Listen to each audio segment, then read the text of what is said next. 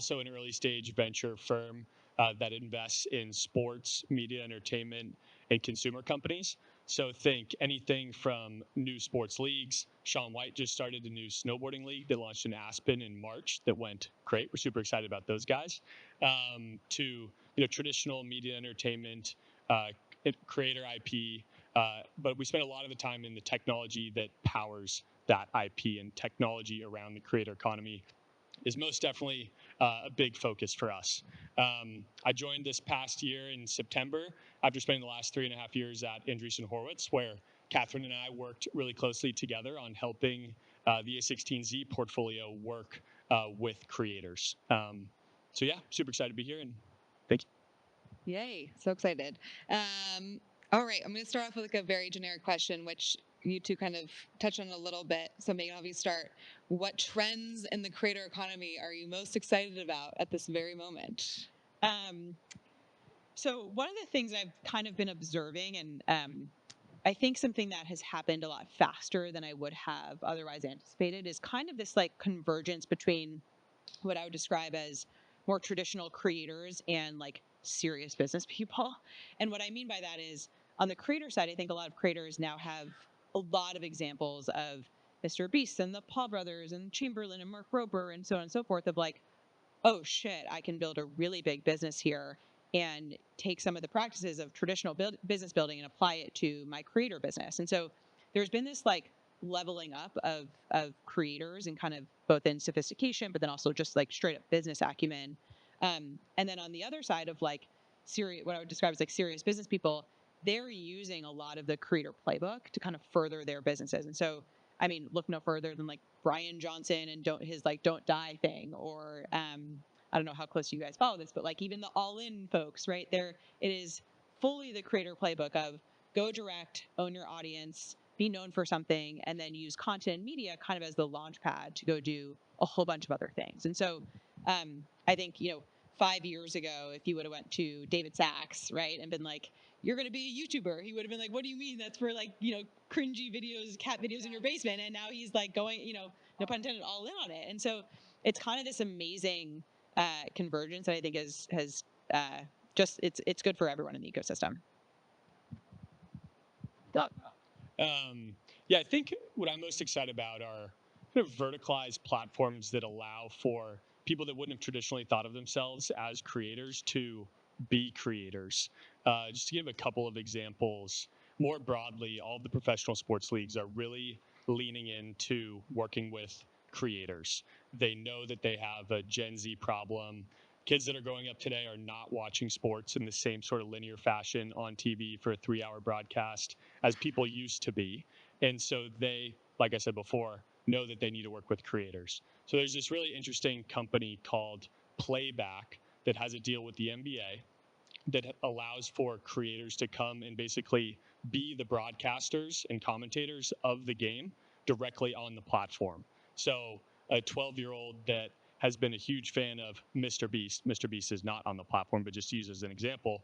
Maybe they don't want to watch the local Bay Area broadcasters commentate the Warriors game, but if Mr. Beast was the one talking about it, they would be super engaged. So there are a variety of other examples like that, but I think that's what I'm most excited about right now. I'll just share one thing that I think everyone should really consider, and I think the future should be context over content.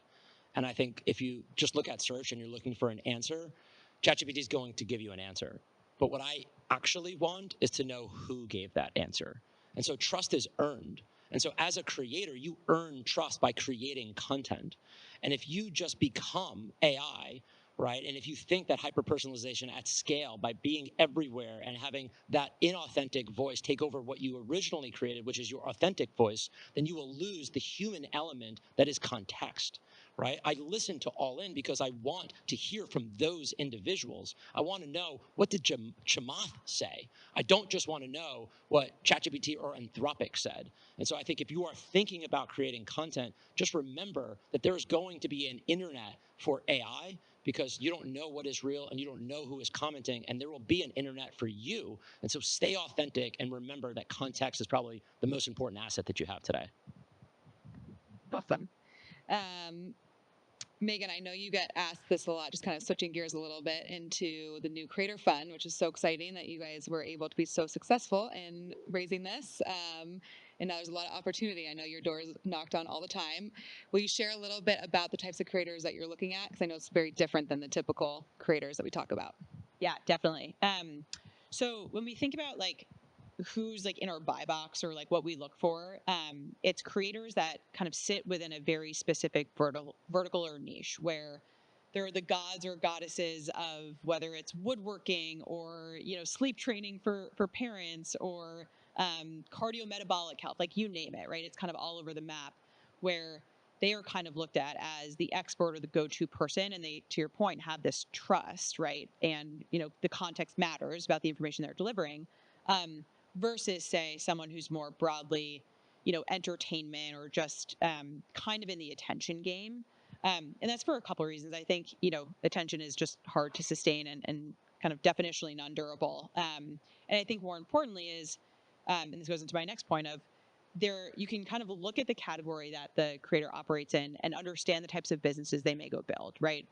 If you're a creator in the healthcare space, there's a slew of businesses that can kind of fall out of that. And so for us, what's really important is that they're building not just a media business and a content business, but other companies and products and services kind of around their content.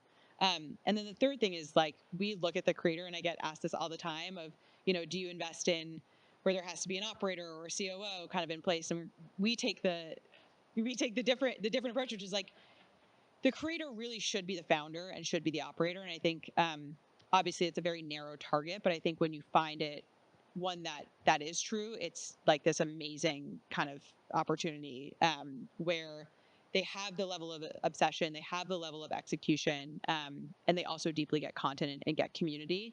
And then then it just comes down to like what they're raising capital for and kind of how they see themselves scaling their business. So, but that's kind of the main criteria. Amazing. I know at Will Ventures, you guys are not investing directly in creators, but obviously are thinking about more creator adjacent things. Can you share a little bit about what that looks like? I know you talked about the sports example. Obviously, that's going to be heavy on the Will Ventures, but any other ways that you're thinking about creators alongside investing? Yeah, I think, naturally athletes have such incredible brands out there, and especially the top tier of athletes. But there are the 98% of athletes out there that you've never heard of that have incredible stories. Think about minor league baseball, for example, and what's happened with the Savannah Bananas. I'm not sure if anyone's familiar with the Savannah Bananas, but they basically become the traveling circus of baseball that is custom built for short form content. If you open up your TikTok or Instagram or YouTube, you can see videos of a pitcher doing a front flip and then pitching the ball and the umpire doing a dance when he calls a strike. Like it's perfectly made for social media. But the Savannah Bananas roster is completely made up of minor league baseball players who were making not enough money a year and going motel to motel across the country, but realized that they have the ability to be a content creator as a part of this team and then really grow their brand and build their career in that way. So I think that there are organizations and teams and leagues that are using creator infrastructure and kind of the ideologies behind it to really grow. And then I think there are technologies that are out there that are meant to help educate athletes about what it really is like to be a creator, because naturally athletes are not as good at creating content as career content creators. They spend most of their time training, playing in the game, treatment, you name it.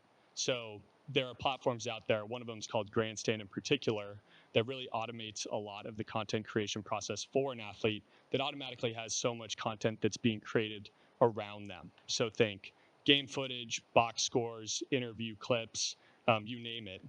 How do they package that all together and then are able to become a content creator? Those are the types of technologies that we're looking at. And I think that even goes beyond sports as well into other verticals. Think cooking and chefs so far. They have so much content that's out there. Maybe they weren't necessarily the best creators, no Tyler Florence's necessarily, but have the opportunity to do so. Love that. And I'm just going to keep painting the picture on these types of creators. Jeff, talk a little bit. I know it's a different model, but talk a little bit more about if you were a startup founder and thinking about the types of creators that you are working with.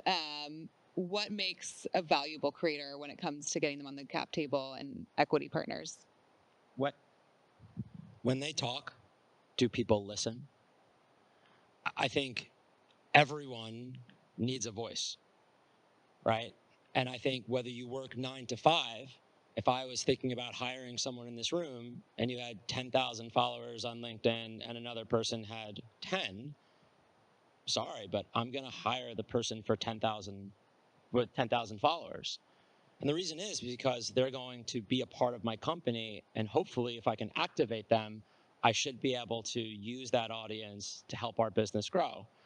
And so I think the value that someone brings, right, needs to be determined by both sides, right? And I think everyone's trying to think about these vanity metrics, right? But if you're an ex-CIO at Coca-Cola with 7,000 followers on LinkedIn and 30 years of experience, when you talk, the customer that some B2B SaaS company wants to make sure that they hear your product, that they can't get in front of, that they're paying tens of thousands of dollars to go find some like qualified lead sales pipeline company. They could just have this person have some stake in the game if they believe in it, right? And so I don't think that anyone should decide preemptively what someone's value is just by the vanity metrics that they have on reach, right? Because I don't think it's followers, I think it's fans, and fans show up to the game, right? Fans tune in to a live stream. If I'm hosting a webinar, do my fans show up?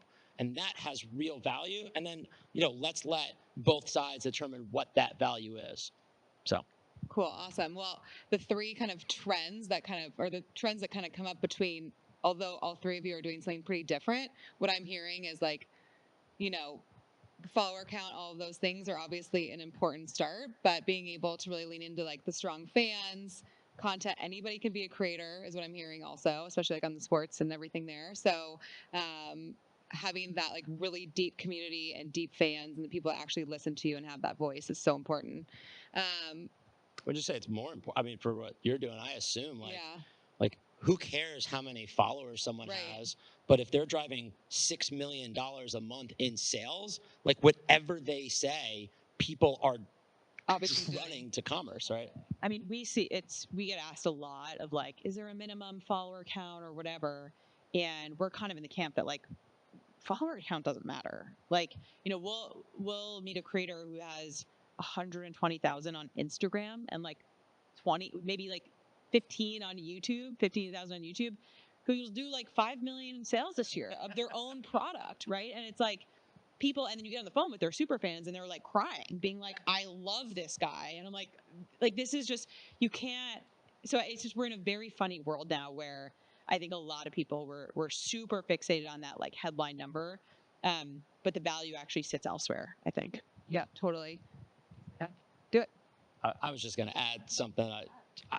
I think just like, I think of things in like things that you can remember. And so I call it the 3 C's. And I think content plus community drives commerce, right? And I think if you're creating content, the question is why, right? It's hopefully to create a community, right? And that community shows up URL and IRL. Where's Morgan? I dropped that line. No, is he still here? Damn it. But they show up in person and digitally. And then the question is how do you monetize that community? And if all you're doing is selling them advertising, then they are the product. Your fans are the product. And then all you have to do is figure out how to get more fans so you can sell something to them that's not your own, versus actually creating something that is authentic to you, right? And that the fans actually know that you believe in that and that you've actually taken their feedback, your own belief in what it is, and have created it. I met someone yesterday who's like has 20 million followers, like his dog has 20 million followers, right? And he's building a dog brand. And I'm like, oh, how's it doing? He's like, oh, we're raising it like $100 million. I'm like, holy shit! Like, how much money are you doing? The dog? You just take photos of your dog eating fucking chow? Corgi? Is this Yeah, vaccine? Yeah. whatever. They have a Beehive newsletter, by the way. Yeah, Beehive is Big Beehive. Beehive is awesome. If you're not on Beehive, you're living in 2000 and late. So like, get out of here. All right, sad plug. Not a sponsor. No, I love that. And I think a point that you touched on is when you get to the commerce angle, like what's the product that's really unique to the community and can really, if you are an owner of that product, how does it make you even more involved in the community? I was talking to a golf creator who was thinking about starting a golf credit card. He'd had no experience with fintech, but partnered with a fintech executive, realized there had never been a credit card in golf. And because of that, there's never really been a golf wide community. So if you built a product that unlocked more loyalty, more rewards, more perks, every time someone goes to pay with their golf credit card at the pro shop and their buddy's sitting next to them, seeing them do that, they think, oh, I need to do that. He's going to be able to buy a new set of clubs because he's been paying with this card. That all originated from this creator's idea of having a really tight-knit, close community. Yeah, let me know who that is. Yeah, sounds like a good lead right there. Good deal flow. No, that's a really good example. And I think on the flip side, we actually see so many brands that want to work with certain creators that there can oftentimes be a misalignment in the projects that they, are presented with. So for creators, it's super important to like be authentic and align with those projects that make the most sense for their community. One question that I'm super curious about, which I know it's not like black and white, it is qualitative and quantitative, but how are you all able to say that, like, obviously the sales example that you said with that smaller creator, let's say they aren't selling anything, but you know that there's something there. What metrics are you looking at to identify? You guys can all go at some point. Sure. I think there's a lot of similarities to how we're evaluating a pre-product founder who's not a creator. There's a certain energy that comes across where you just want to bet on someone as an individual because you believe that they're going to run through walls even in the hardest of moments in order to be successful. And I think that energy very much applies to creators as well, especially when they start thinking about how do they expand to really become more of a startup founder. Even in so many ways, they are an entrepreneur because they're a creator. I think that intangible attitude and energy that you get from them is criteria number one for me. Like that. I mean, one of the things that we look at, especially, I completely agree, when you're evaluating the creator themselves, but as you think about the community, anywhere where there's friction and people still show up is like a really good signal. And so that could be they throw an event in person and people have to buy a ticket and then show up and like get to the event versus because it's very easy to like something, comment something, or write a little note, but like showing up in person or pulling out your wallet or waiting in line, those are all like pretty good signals for us. Or even just like, how many touch points did the community engage with that the creator had offered, right? So there's different ways to measure levels of fandom, but like far and away the best thing you can do is just like immerse yourself in the community and talk to people. Yeah, that's true. And the example I was using too about either small or big creators converting to good newsletter followers, I feel like that's also a good, it's friction to get people to sign up. So that's a good indicator too. For sure. Kind of switching. You finished. You go. No, go. I was just going to say, look, I help brands, come up with marketing campaigns. And I think you have to think of heart and science. Like if you're not using data, then you're an idiot. Like data exists, you need to have some science. But you also cannot forget, no matter how good the science get, that ultimately we are all human. And so the reason why a good talent scout can find Justin Bieber or some artist before they pop is because of taste, right? You have to have an eye for taste, for unique creativity. It is not just what you say, it is how you say it. So all of the data that you look at might fill up 80% of the bucket, but where you really make the difference is finding that person who has that 20% spark. And when you find them and you grab them, and I'll never forget, you guys might know Morning Brew and Dan Toomey. Right. And before Dan took the job, I tried to fucking hire him. I wanted him to be the face of our brand because I knew that kid was a rock star, right? And maybe the data didn't show it because it was just on the way up. Like no one would have picked him out of a lineup, right? But you could just go watch him, and he was a star, right? And so that's what you want. You want to just keep your eyes open. You want to listen, but you want to look, right? And don't just look online. Go meet someone, shake their hand, see if they have a good demeanor, right? Because that's what will really keep that longevity. I love that. That's so true. Jeff, this question's more specific for you and what you're working on. You know how passionate I am. When we first met, I was very excited about what you're building because it's very similar to what Jacob and I were working on at Andreessen. Tell a friend. Yeah, always am. Ohm.ai. Yeah. Be an owner. But like we were saying, how do you advise? This is very specific, but when you're talking to creators, let's say some creators are here and they're like, I want to start diversifying and getting more into the equity piece and angel investing versus just taking cash.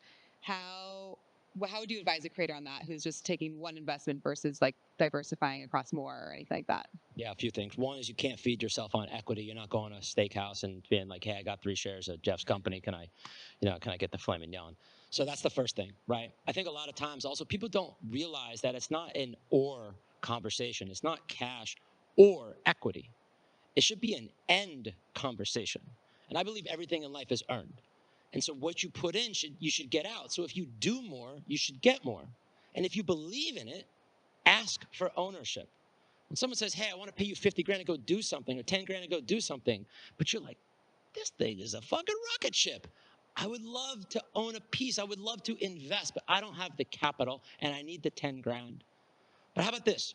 You want me to do 5 things? How about for the next year, I'm going to talk about it at least once a month. Can I get a piece? Well, all of a sudden now you're getting someone who already believed in you, who wants more out of you, to have you now invested in their company, right? So all you have to do is ask, right? And if more people ask, then more people will have to figure out how to give, right? And that's the thing that I'm trying to do. And so, at the end of the day, like, you can't just build a business on fractional ownership stakes because they will have long horizons. You have to remember that, like, you are now an investor, and investors' timelines are long, right? And like, but when they pop, like Poppy, right, or all these other brands that you see selling, it's those life-changing moments that you were like, man, I fucking wish I had a piece, like I knew it. And that's what it is. I don't know if I'm you can tell me I'm wrong. Yeah. I think I'm right. No, I mean, it's Poppy is such an awesome example of an exit where there were creators involved and then the visibility of what that can do in terms of generating generational wealth. It just pushes the attitude towards those types of deals along. I feel like a couple of years ago when Coinbase had gone public, there's a great example of the rapper Nas had made $100 million from that deal. And I think that kind of opened up more, actors and athletes. You see so many of them having venture capital firms these days, specifically investing, that there's no reason that creators shouldn't be able to have the same amount of influence, the same amount of equity, if not more, because they are better suited to create the content themselves that's actually helpful to the company. And when you see the Poppies of the world go public, or get acquired, excuse me, it's just better for the ecosystem overall. I hate this idea that was like blowing up years ago. Like, I want an athlete on the cap table, right? Like, I don't care if Zendaya is an investor in your business. If you need to tell the world that she is, you got to put $100 million in media because she's not a creator, right? And the thing about creators are they're storytellers. And every brand has a purpose. Every brand has a mission. And it's why every founder on LinkedIn is trying to share, what they had for breakfast, or like, hey, I proposed to my wife last week. Here's what I learned about B2B SaaS and like building company. Like you need creators to be involved in your business because the co-founder of the future is a creator. It is not a CTO. Cursor will do that work. You need distribution. You need storytelling. You need people to believe in what you are building, and you are not the face of the brand, right? And if you think you're going to go find one at UTA and go give away 30% of your business, great, but you better have a big marketing budget to go tell everyone that Jake Paul is now the face. because Jake Paul has, I mean, or not Jake Paul, because Jake Paul's a creator, but if you had like, Ryan Reynolds, you still got to boost it, Boost my little plug, shameless plug. Sorry, rant on. No, it's a good point. I feel like it was the 2010s when it was a big trend, vitamin water or whatever it was with all the different celebrities. And so the new wave is the creator wave, which I think we're all on, which is amazing. At Will Ventures, are you guys bringing creators in on deals at all yet, or is that under wraps? Yeah, no, we definitely are. I would say that for us, having athletes on the cap table for sports related companies becomes a little bit different. But I mean, yes, we definitely are where the right partnership makes sense. And if the right partnership happens to be an athlete, that athlete is only coming on board because we're advising the company. This athlete actually is a great storyteller and can do the job of a creator. If it's just a name that gets put in a press release, I've always thought that to be invaluable and ineffective. But to answer your question, yes, we definitely are. Yeah, we've seen big success with Beehive on this, and Colin and Samira investors, they're obviously love the product, but it's resulted in massive dividends for us. So definitely something pursuing. Uh, right, yeah. Megan, in terms of fun projects that you're working on right now, is there anything that you can either share or give some ideas towards like some recent company or creators that you're looking at? I can't speak on any specific creators, but I'll tell you a sourcing idea or two sourcing ideas that I'm working on. Because what part of what I do is just trying to like there's no like ecosystem for this, unlike the seed ecosystem where you get inbound pitches all day long. We have to be a little bit more creative, and so because all of this information is public, right? If anyone knows a great like data analyst or someone with a CS background, I'm basically looking to hire someone. Let's see. Okay, great. We'll chat after. I'm I'm looking to hire someone to basically like help build the systems on top of these LLMs to like kind of do scraping in mass around certain parameters that we put into the model. And like just early, like kind of tinkering around with it, from early days, it's like pretty impressive what you can go do. And so I'm really, really excited about just like the power of that from a sourcing model. And then the other thing I'm constantly thinking about is just like opening up the aperture and like pushing the bounds of the definition of a creator. So like I'm really into this idea that like there are creators on GitHub right now of like they have these like cult like communities where they're, open source contributors for a specific, I don't even know the technical term, but something or whatever. And, they are probably going to go build companies and like do really cool stuff and have deeply loyal followers. And so just things like that where I'm just kind of like, always thinking about one, just like pushing the bounds of who should we consider, and then two, where do those people live and how do you go find them? That's amazing. Um, and then in terms of like post investment, I know Marina, who spoke earlier today, is one of your first investments, which is amazing. Um, how does Slow support creators? Because you mentioned you want the creators to be the founders, but if they get so big, they need some support there. Yeah.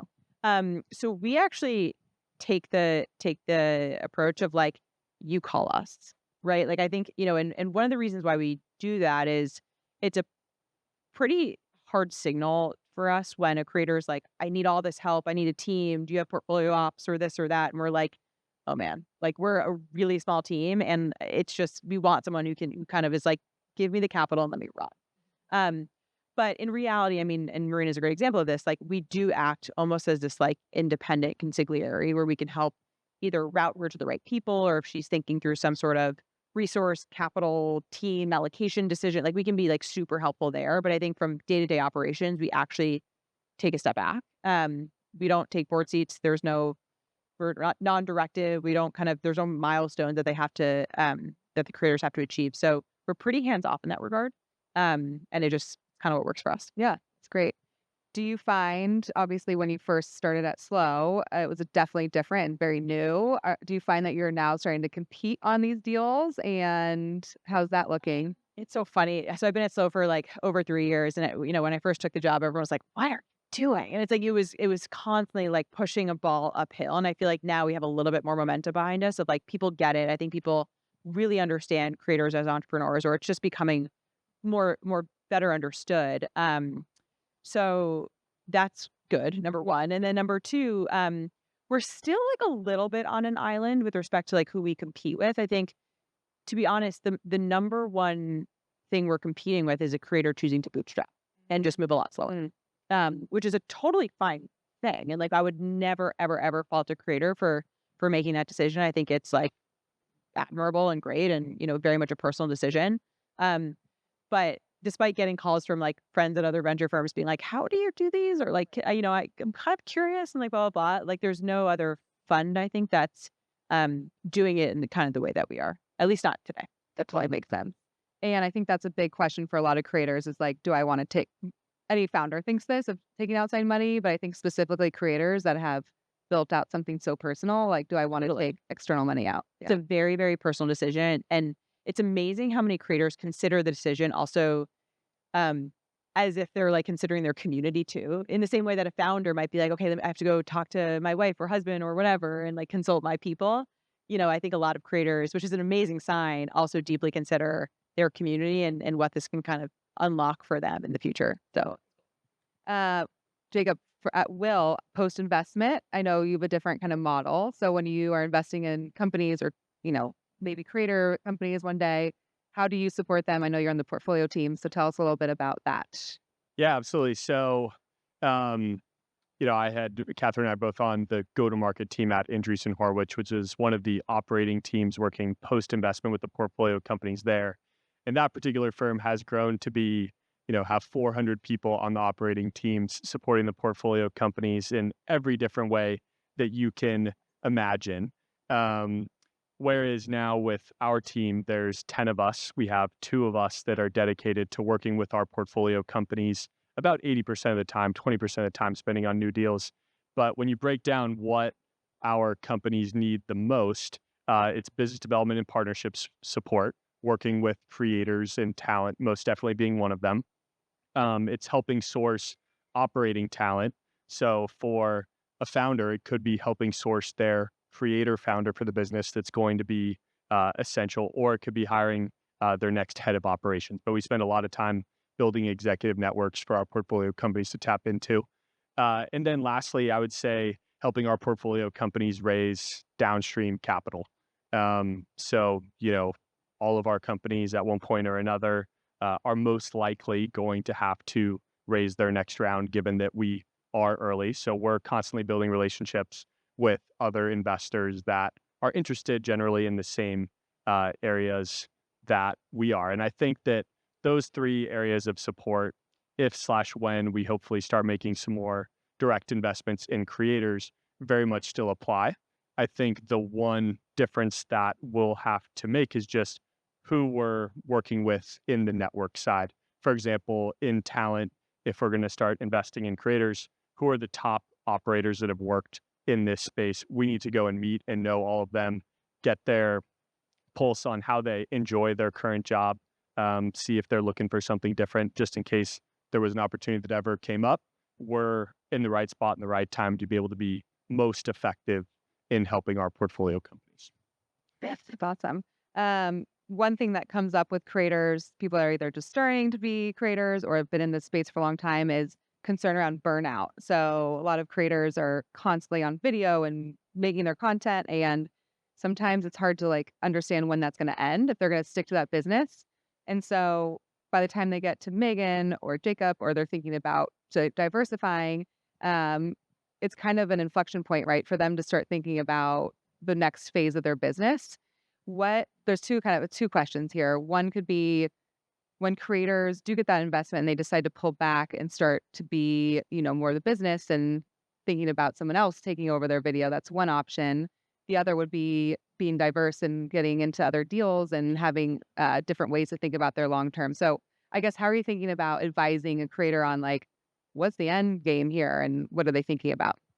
Yeah, I think we're pretty sober in the sense of like, I think creators definitely required in the short and medium term when they're launching a company. Like if you think about like Skims is a great example where um she was kind of necessary in the beginning to really get the acquisition flywheel going at a like cost of acquisition. But however, like where it really starts to work is when the product can stand on its own, right? And you actually build something that deserves to exist without you just marketing it and talking about it all day. And I think kind of once you cross that threshold, it's like that's kind of where like the North Star and where you want to get to. And I use Skims is an amazing example because I know so many people, myself included, that don't buy Skims because they love Kim. They buy it because it's an amazing product. And so I think um, I think creators, it's wise to kind of know that when you venture into this business building endeavor, like you're going to be in it for the short and at least in the beginning, but like over time, it should be able to kind of transition and transcend you promoting it day in and day out. Yeah. Yeah, I have 2 points of view, always. Look, I think they say if you want to go fast, go alone. If you want to go far, go together, right? And I love this idea of a creator collective, right? If you're building something right now, go find 3 other people, 5 other people that are trying to do the same thing, and just be the connector, bring them together, right? Because no matter what, whether you're trying to do a brand partnership or you're trying to build something as your standalone company, if you're not Kim Kardashian, right? Like, how do you create a marketing engine, right? So everything is just about impressions, reach, and acquisition, right? And so someone comes to you and says, I want you to do blank, blank, blank. But what they're really asking you is, I want you to sell my product or I want you to do something. And if you have 5 other friends that are also in that category, then you become an engine. You become a business in and of yourself, right? So if you're thinking about starting something, it's great to be the face. If you've got 5 million followers, you need to start a brand. But the on-ramp to entrepreneurship is owning some small piece. So go find 10 or 20 of your friends that want you to win and go give them a small piece of the business, right? Be a collective, be an engine, don't be alone. The second is like, go hire an assistant. I don't care how many followers you have or what you're doing. Like, find someone in the Philippines until you can find someone that sits next to you, right? But you need to focus on what you do well, and all the bullshit that takes you and drowns you and just burns you out is the stuff where you do not get to be yourself, right? And like all these tools, like I used to have 40 editors, and the majority of the editor's time was like lining up video footage on the timeline, get it organized, and then they could go tell a story. But thank God AI now can just like drop that in, basically clip out everything, preload what they think is the story, and then now I can be creative. So that takes the monotony out of doing the bulk bullshit that no one wants to do and actually do the thing that adds value. So if you're doing something today that you don't want to be doing and you're feeling burnt out, offload it to somebody else, right? And if it takes a little bit of your paycheck out, trust me, it's better for the long haul. She Yep. Okay. A final question, because I know we might have some audience questions. So start thinking about what you want to ask this amazing panel. Um, I was going to take a negative spin, but I'm not going to take a negative spin. So let's do positive. Um, who are some of your favorite creators? Doesn't have to be somebody that you're investing in at all. Just like, who do you like to follow and why? I love the Foster sisters. They're just like so entertaining and like they have a podcast, they have a TV show, they have a fashion company called Favorite Daughter. They just like fill every hole and every need I could ever imagine or didn't even know I want. They're just fabulous. And they're like funny and relatable and just like self-deprecating, which is my type of humor. They're great. I really like myself. You, if you guys don't, you should already follow me on LinkedIn. I think I'm hilarious. Yeah, that's great. It's actually your answer. Yeah.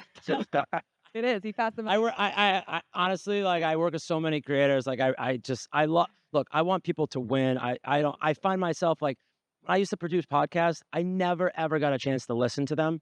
And that's the problem. Like, I don't have enough time to actually listen and enjoy all the great, like, creative work that creators are doing today. So, like, for me to tell you, like, who's my favorite, like, I do love listening to All In. I do listen to Rogan because look at me, like all those things, like, so those are 2 of my favorite right now. You're gonna have to start selling equity for yourself, for Jeff. Well, you are like Yeah. Um, I'm gonna go with Jacob. Jeff. Yeah.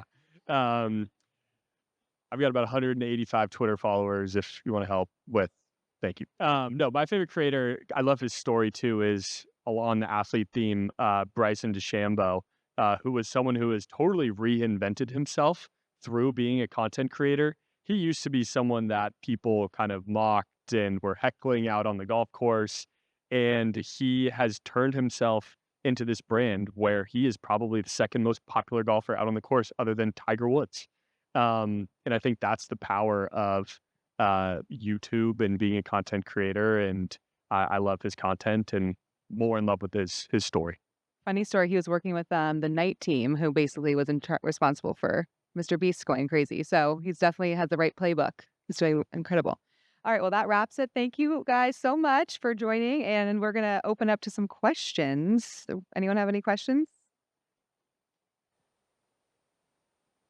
So I can take the last two-ish. I can't really speak to the I got them already. I'll take. I really remember the first one, so it's perfect. Okay, well, we can go back to that one.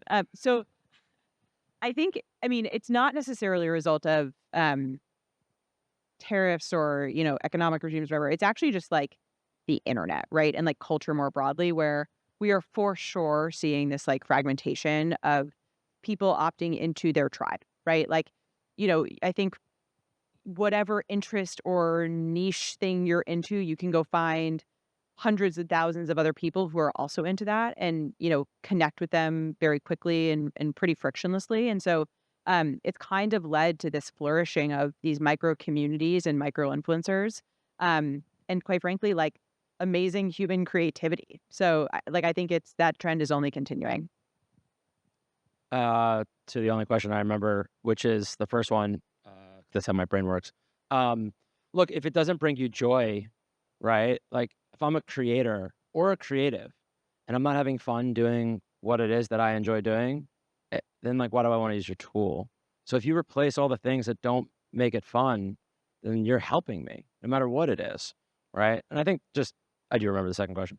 But just like, Look, I think there's going to be this mass adoption of AI tools and creators are going to want to create scale because today, like before, I used to tell people like multivariate testing. Let me go shoot one video asset of a celebrity or a talent and then go run it, 10 different ways across performance marketing so I can get closer to the end customer. The more personalized something is, the more that someone goes, oh, it's like, hey, Jeff, I know you got 2 kids and live in Jersey. Like, holy shit, that guy really knows me, right? And so like what we're going to see is this like mass adoption of people who are creators hyper scaling their ability. They're like loading LLMs with everything they've ever said. They're scanning their faces and then they're running paid media across that so that every ad or performance ad you see is their face talking to you.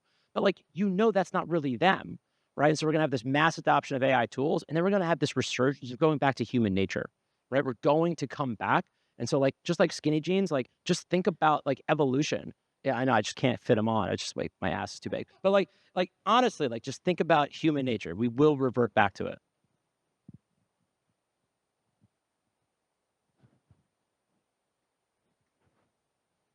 Hi, thank you for all the insights. My question is about international influence, because we've talked today mostly about US.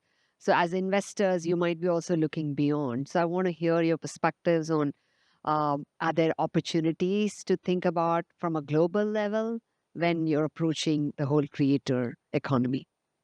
I mean, certainly is the short answer. I think just practically, at least with this first fund, we are just focused on U.S. creators. But when we were fundraising, we sat down with LPs, and there's certainly an opportunity in funds 2 and beyond to think about geographic expansion, but then also, quite frankly, like athletes and musicians and just like different verticals within creator. So it's not a focus today, but it's one that is obviously a huge opportunity. Yeah, and I think what we've been doing, I know that A16Z had done this quite a bit, is actually looking internationally for trends that are going on in the creative world and how those could apply back to the United States. For example, there's a company called Kaze TV down in Brazil that has a partnership with one of the soccer leagues down there. And instead of the soccer league having a normal distribution deal with the broadcast network that would pay for the rights, Kaze TV came in and said basically, hey, we're going to distribute this content for free. And we're going to have creators that are doing the broadcasting, similar to the example that I gave earlier, and then just monetize with ads on top of that. And they're doing that with creators down there that have, 30 million plus subscribers, huge names that a lot of people in the US wouldn't have heard about. So that's one thing. And then the second one, people have mixed opinions on this, but Catherine and I worked really closely with a company called 11 Labs, which is an AI audio model company that has gotten really, really good at translation. And so the idea that you could take a piece of content and translate that into not only every language around the world, but every individual dialect that's unique on a region by region basis in order to feel as personalized to that geographic audience as possible, I think has huge potential. For creators that are looking to then expand internationally.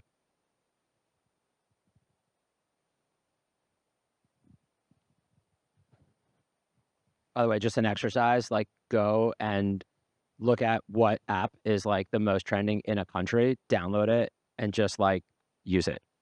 Like you'll just like shit's crazy in other countries. Like you just like that would never fly here. And then like 3 years later, like, oh my God, we're doing that. Like you want to be ahead of the curve, like dive into like another region. There's a billion people in India. Don't think like that shit's not coming here, right?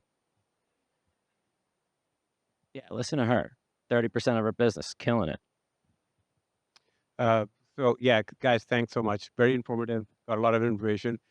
Megan, my question is for you. You said something very interesting in the beginning, which is like you're investing in people who are niche, who have products, who want to kind of like, who are like the experts in their space. You made a point about general entertainers. At the end of the day, attention will move, which is a fact. It's very interesting. It's also bad news for me because I create general entertainment. Uh, but but then I see my kids consume content, right? And I see all of this stuff, which some of it I find mindless, some of which is actually like really intelligent.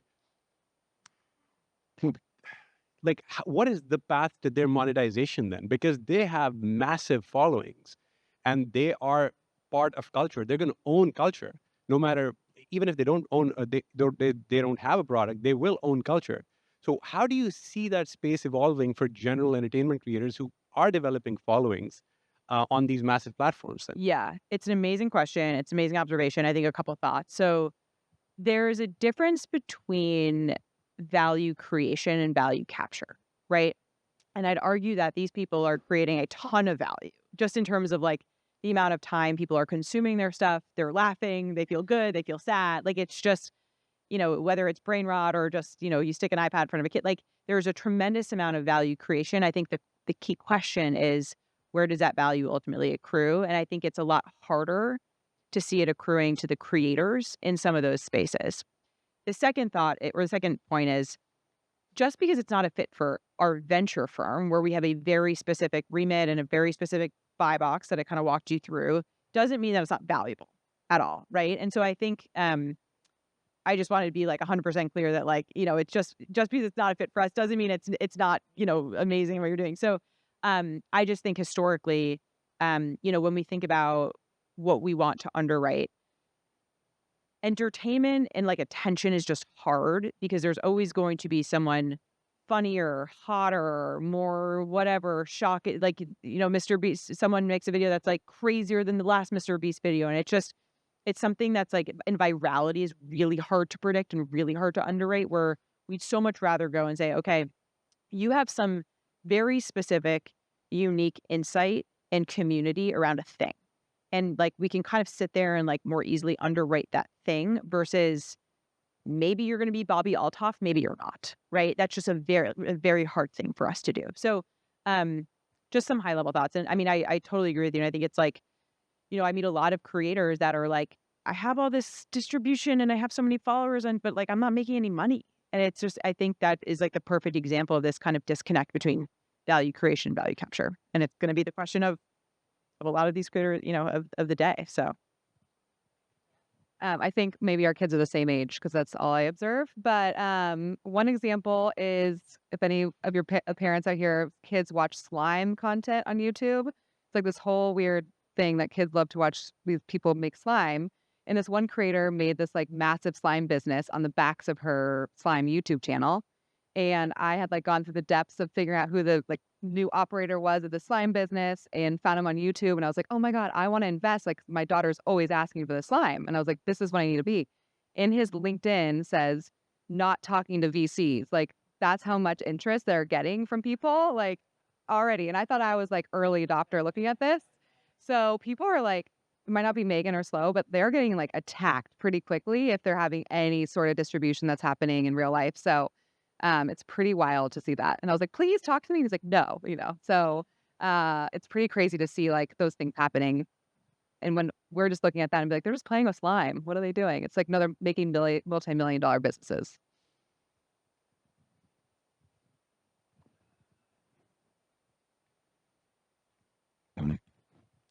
So I'm a food creator, and last month I unexpectedly launched my first product. I just happened to have the supply, and a couple videos popped up. They're like, can you send me? So I built a Shopify in like a week and went to market.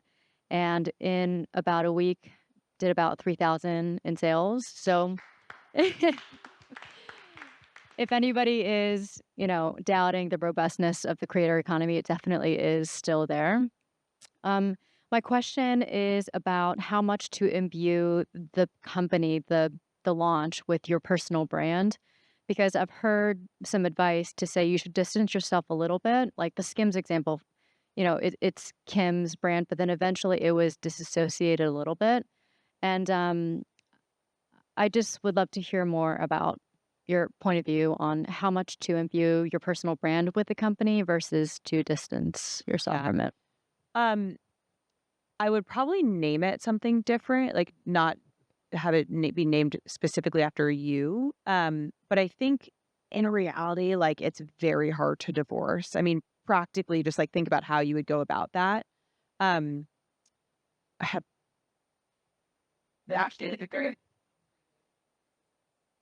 come back to me. Look, Yeah, and I'll say depending on the product that's actually being sold, because customer may buy it initially because they're a fan of yours and a part of the community.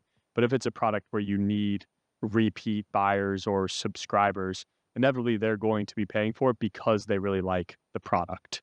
Megan had said that earlier about Skims. Like it's such an important piece of it where, the cold start problem really can be solved in a lot of ways by the community you've built. But if you think about building a big business over the long term, product is really the most important part. Now she's got it. Hold on. before I forget it because it's like going to leave my brain. The other thing that we're seeing work really well with creators is sharing a lot of like the behind the scenes content around like this is how I like quite literally taking your audience through like I am building a Shopify website and just for whatever reason people love it, and it not only do they engage with that sort of content, they become really sticky customers because they're like in it and they're like, I want you to succeed, I want you to win, I'm going to spread the word. And so we've just seen a lot of creators see success with some of the more like behind the scenes business building stuff. And you have this like installed base of people just rooting for you. And I try and leave people with nuggets that they can take away. And so I would just remember people follow people, right? And what Megan just said is really distilled into build publicly, right? Like why Shark Tank is really interesting is because you have someone who's telling a story about how they poured their heart and soul into something. And now you're invested in that person and you want them to win. I hope that person gets a deal. Oh, I hope Mark Cuban, nails it, right? You root for them, right? And so what she's saying is like, share all the things that you're trying to figure out right now. Because the first problem that everyone has is like losing weight, is like taking the first step, right? But once you're in it, then you can take the second. And while you're sharing it, it's so cool when people can look back and say, I remember when she was just baking cookies in her basement, or I went to the restaurant. Like there was this girl that I met when I was trying to figure out what I wanted to do next. I went to like all these meetups, just try to be out to be in. Like you want to be in that energy. And there was this girl and she had these like, healthy cookies. And I was just asking her about her business. And she was like a Harvard grad and had poured her heart and soul. And she made it because her mom was sick. And she had a great story. And you know what she needed to do? She needed to tell it. She needed to share it. She needed people to understand the why, not just the what, right? So you have to share the why, build publicly, and keep fucking going. She's $3,000 she sold on. What'd you guys do yesterday? Yeah. Like,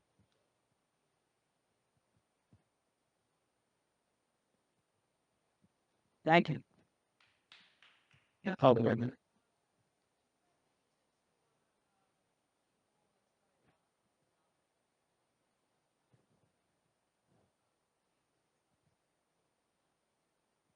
Definitely. This is so, as you can imagine, I get asked this question a lot. And I think I like to think of things on spectrums. It's just how my brain works. And so if you think about like, okay, you're doing content, you have a community, and now you're like kind of want to like maybe launch a product or something. If you think about something on a spectrum of like extractive to accretive, figure out what product or thing is going to be deeply accretive to your community. And one way to do that, and I have no idea what niche you're in or what kind of content, but this is usually broadly applicable, is like go spend time with your super fans and be like, what are you thinking about? Like, what do you want? What do you need in your life? Like, what are pain points you're dealing with? What keeps you up at night? And you'll just start to find different nuggets of like insights. I'll give you an example. There's a creator in the construction space that I love. And this is not residential construction. This is like bridges and roads and infrastructure and piping and like hard, like real world stuff. And he just sits with his contractors and, construction SMBs all day long. And he's like, the thing I keep hearing is like, workforce management sucks in construction. It's a transient workforce. There's no like learning and develop. There's just like nothing. Or if there is, it's being sold by like Procore Technologies at the high end for like $100,000 of contract value. And so he basically was like, this feels like a really actionable thing to go do. And so he actually launched this software company focused on construction workforce, learning and development, training, retention, compliance, onboarding, you name it, at the right price point. And people are paying like out the wazoo for this thing. And so, but it was born out of just like deeply understanding his community and what they're focused on and what they care about, not as it relates to content, but as it relates to like them in their niche that he can relate to. So I don't know if that's helpful at all, but that's kind of what we've seen kind of work. So yeah. Okay, that concludes our panel. Please give a round of applause.